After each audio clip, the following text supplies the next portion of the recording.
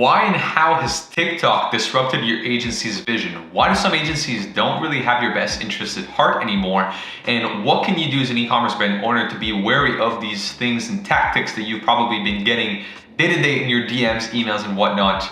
So this is what I want to cover in today's video. My name is Justin, and I'm the founder of Wizo Media, an e-commerce marketing agency specializing in elevating thriving brands by simplifying e-commerce growth.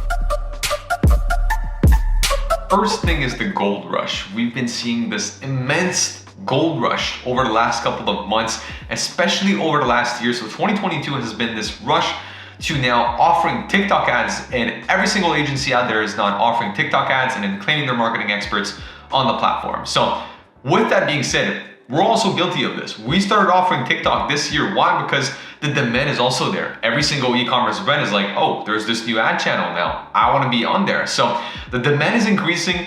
The offering is also increasing. I feel like they're both kind of following each other at the same pace. So far so good. I feel like supply and demand have been increasing at a steady pace on both ends. But a lot of agencies have pivoted to offering only TikTok and only UGC. And that's not what they were doing in the past. So I'm not saying this is wrong. I'm just saying that you should be able to vet these people through what they've also done in the past. Like as an example, we've not stopped offering any of the services that we were offering prior. In fact, most of our ad spend still is on Facebook. Because if you look at most of the e-commerce space, I can't remember where exactly I found this stat the other day, but about 70% of the spend of most businesses still is on Facebook when it comes to acquisition. So you look at this platform is still a veteran platform. It's used by many. And now guess what? Every single piece of content, or at least the bulk of the content that you see the big brands use now on Facebook is TikTok style content. So now you find yourself with this new, right? You've got TikTok, which is this new thing, but whatever works on here equally works on what was already there in the past. So you can maybe merge both of these approaches and do something different instead of forgetting everything about the past, scrapping Facebook, scrapping all your other ads, and then just diving into TikTok. So what I'm saying is just be wary of these things. When you see people claiming that they only do TikTok, that they only do UGC, okay, that's good. They're experts now at one thing, but make sure that you actually vet also why they've made the switch and what they've been doing before they started doing TikTok. Now, the second thing I'm going to mention is how hard delivering UGC is. Look, I can tell you from firsthand experience, we've not always been able to deliver the type of UGC that we want to deliver, especially when we started offering UGC at our agency. It was hard, it was miserable, actually having to negotiate with every single creator pretty much that we were reaching out to, not having enough creators in our creator pool initially, constantly having to find new people to work with, then getting the clients not approving the creators or not approving the creative pieces that they got back because it was not aligned with the brand, having to teach our editing team how to edit UGC. Like I'm telling you, it's very, very hard. So to me, seeing people claiming that they can do UGC in under 12 hours, get you the best UGC in the world, again, I'm like a little bit with a step back right here. I'm not saying it's impossible. I'm just saying that to have done it, it's a very hard type of content to actually deliver. It's not the easiest service. Look, we go back 2-3 years ago. Most agencies were claiming that they could do Facebook ads. That was the only thing that they could do. And it was not Facebook ads like in terms of creatives or in terms of copy, it was media buying. Media buying, Facebook ads agencies. That was somewhat of a quote unquote easy service to deliver. You couldn't really go wrong with most people that you chose. And again, if you looked at what the work that these people had to do to deliver the service, one single person could probably handle 10, 12, 15 clients, even more. I've had friends that had media buyers that handled 35 to 40 clients. That to me was a stretch. But again, depending on the industry, especially lead generation businesses, these media buyers could handle a multitude of clients. Now, if you look at this today, there's not a single person that can handle, again, these same amount, like one person cannot handle 20 UGC clients. It's simply impossible. There needs to be a team and systems in place for that to happen, or else you won't get good quality UGC. So it's also saying be wary of the processes used to get and gather the good UGC. Now, other point is that we noticed also CPMs slightly, very, very slightly, but I feel like CPMs have dropped a little bit on Facebook. There's been a shift in the market. Ad spend is now being diluted. People are actually removing some of the spend from platforms like Facebook, putting it on this new platform called TikTok, and then they're kind of forgetting about their old pal. So it just reopens a new gate, right? For current advertisers, for veterans to go even harder at the platform that they might have already mastered or that they might already be most familiar with. So all in all, to kind of finish that first point, I'm saying you should never trust someone who completely tells you to abandon ship.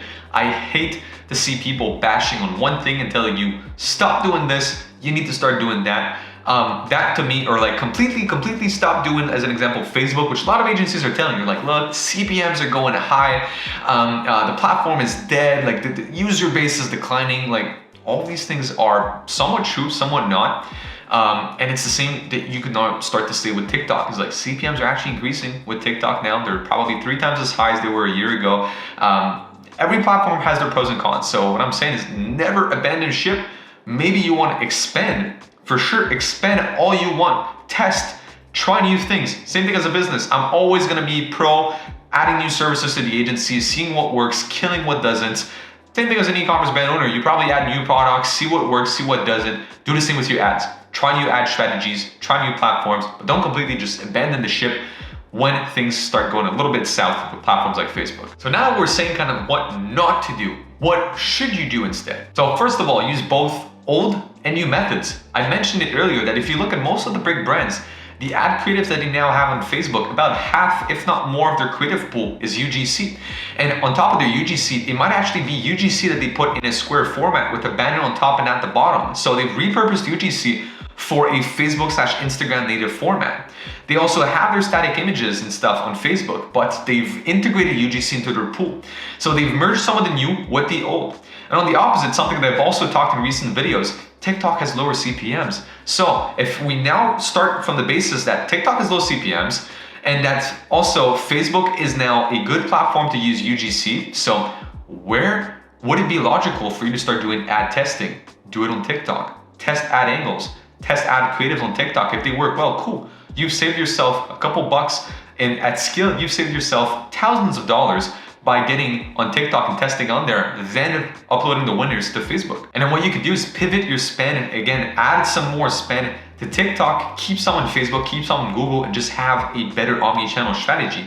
The goal to me, I've always been preaching omni-channel marketing, is you wanna make sure that you're not stuck on only one ad channel, because if you're putting your business into the hands of Zuckerberg or into the hands of any other of these founders out there. And if they decide to take their business into a different direction, you're penalized at the end of the day because you've built a business on the back of a single channel. Like me as an agency, we have our outbound marketing ways of acquiring clients. We also have inbound ways of acquiring clients. We run ads on Facebook, we run ads on Google. We also do, as an example, content like these video pieces. So I've actually put my eggs into many different baskets in order to add security to our acquisition methods. It's the same thing from an e-commerce perspective. You want to make sure that you are omni-channel. So I'd say just start putting some spend a little bit everywhere and make sure that you use the best strength of every platform. And then if you look at the actual demographics of both of these platforms, you look at it as an example at TikTok. Usually it's a bit of a younger demographic. It's not entirely true anymore, but the bulk of the demographic on there is arguably younger than it is on Facebook. Therefore, usually we're gonna see lower AOV products working better on TikTok than you do on Facebook. So you could probably split your acquisition methods on both of these channels. Low AOV acquisition on TikTok, slightly higher AOV acquisition on Facebook, and kind of cross, channeling those and then maybe trying it also on both platforms. But hey, I'm saying that usually we're seeing it, if the AOV is higher on Facebook, then I'd say just focus on it that way. Sell your higher value products on Facebook and have some lower ticket products to get people through on TikTok. So that's pretty much it overall. I'm kind of throwing this video as a disclaimer because I'm seeing a lot of worrying things in the industry. A bunch of these agencies saying we're TikTok only, doing UGC, we're gonna do your organic, your paid, your content repurposing. Man, this is very, very hard to do. I've actually recently talked with a coaching client of mine who basically has his agency and was getting started, who's like, man, I now got one client that I need to deliver UGC for, and it's taking me so much time because I'm doing everything myself. I'm like, yeah, UGC itself, just don't even get into ads. Just producing UGC is incredibly time consuming.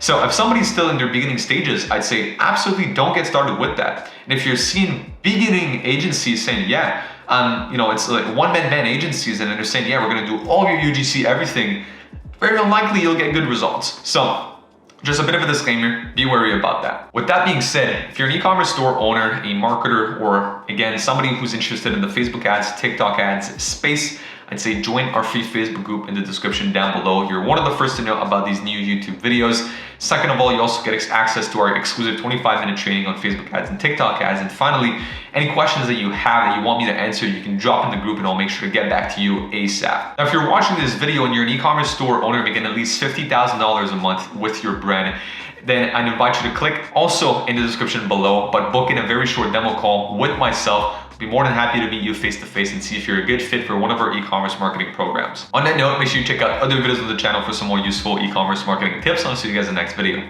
Peace.